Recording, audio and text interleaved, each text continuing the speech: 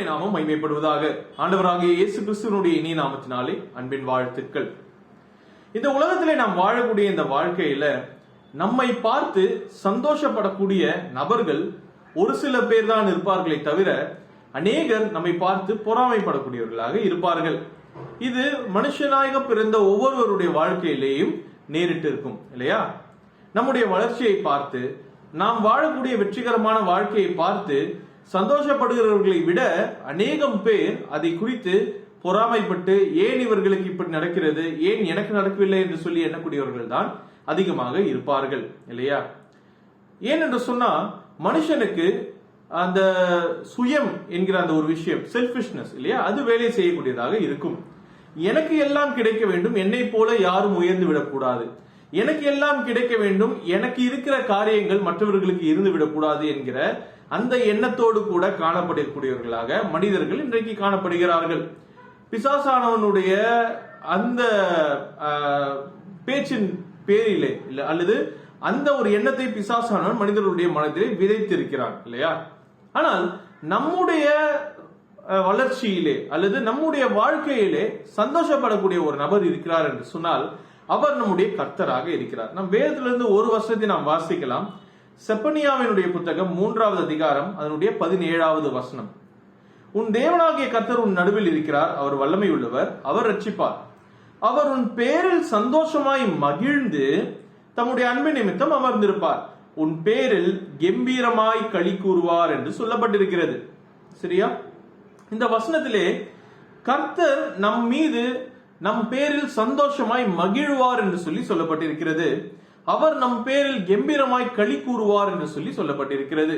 அப்போ எந்த ஒரு சுயமும் இல்லாதபடிக்கு, எந்த ஒரு செல்ஃபிஷ்னஸும் இல்லாதபடிக்கு நம்மை குறித்தும் நம்முடைய வளர்ச்சியை குறித்தும் நம்முடைய வெற்றிகரமான வாழ்க்கையை குறித்தும் சந்தோஷப்படக்கூடிய ஒரே நபர் கர்த்தராகிய இயேசு கிறிஸ்துவாக இருக்கிறார்.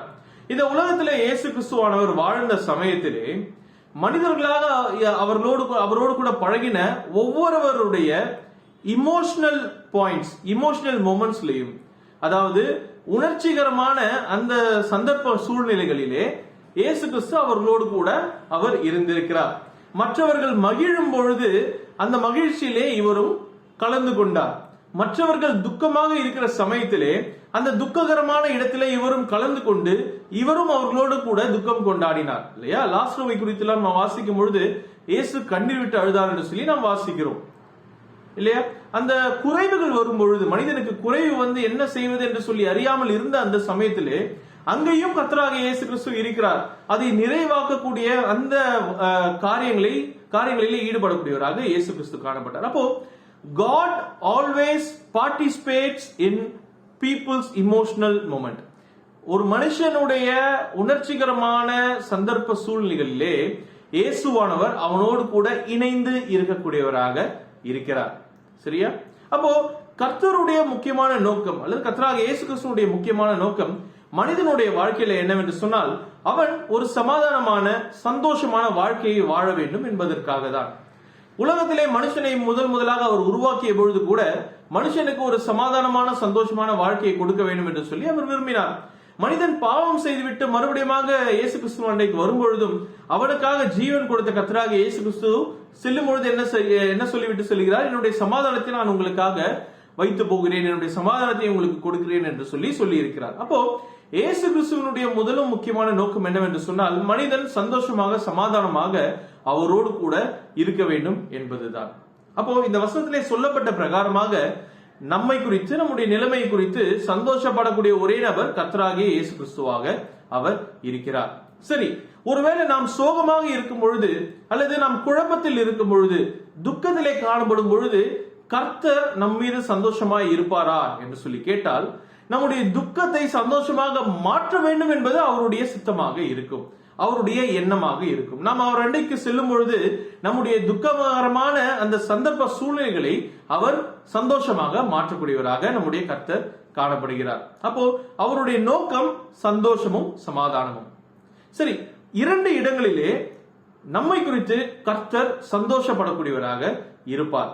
நாம் இங்க வாசிக்கிறோம், கர்த்தராகிய இயேசு கிறிஸ்து என்ன செய்கிறார் என்று சொன்னால், அவர் நம்மை ரட்சிப்பார் என்று சொல்லிவிட்டு அவர் உன் பேரில் சந்தோஷமாய் மகிழ்ந்து அவர் களி கூறுவார் என்று சொல்லி சொல்லப்பட்டிருக்கிறது.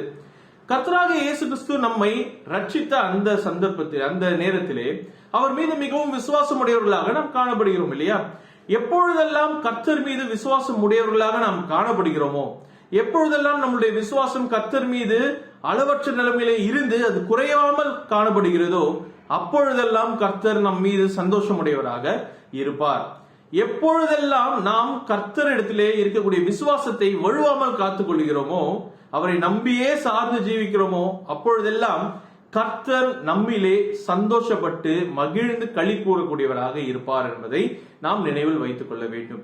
அப்போ நம்முடைய சூழ்நிலைகள், நம்முடைய சந்தர்ப்பங்கள் நம்முடைய விசுவாசத்தை கர்த்தர் மீதிலிருந்து எடுத்து போடக்கூடாது. நம்முடைய சூழ்நிலைகள், நம்முடைய சந்தர்ப்பங்கள் கர்த்தர் மீது இருக்கக்கூடிய அந்த நம்பிக்கையை ஒரு காலம் குலைத்து போடக்கூடாது. அப்படி போடக்கூடிய சந்தர்ப்பங்கள் வரும் எனில் அந்த சந்தர்ப்பத்திலே நாம் நாட வேண்டியது பரிசுத்த ஆவியானவருடைய உதவியை தானே தவிர, அதுவும் எதற்காக? கர்த்தர் மீது இன்னும் அதிகமாய் நாம் விசுவாசமாய் இருப்பதற்காக பரிசுத்த ஆவியானவருடைய உதவியை நாட வேண்டுமே தவிர நம்முடைய விசுவாசத்தை நாம் குலைத்து போடக்கூடாது. இப்ப நாம் எப்பொழுதெல்லாம் விசுவாசமாய் இருக்கிறோமோ, எப்பொழுதெல்லாம் கர்த்தர் மீது அவருடைய ரட்சிப்பிலே நாம் களி கூர்ந்து மகிழ்கிறோமோ, அவர் மீது இருக்கக்கூடிய விசுவாசம் குறையாதபடிக்கு நாம் காத்துக் கொள்கிறோமோ, அப்பொழுதெல்லாம் கர்த்தர் நம் மீது சந்தோஷப்பட்டு மகிழ்ந்து களி கூறக்கூடியவராக இருப்பார்.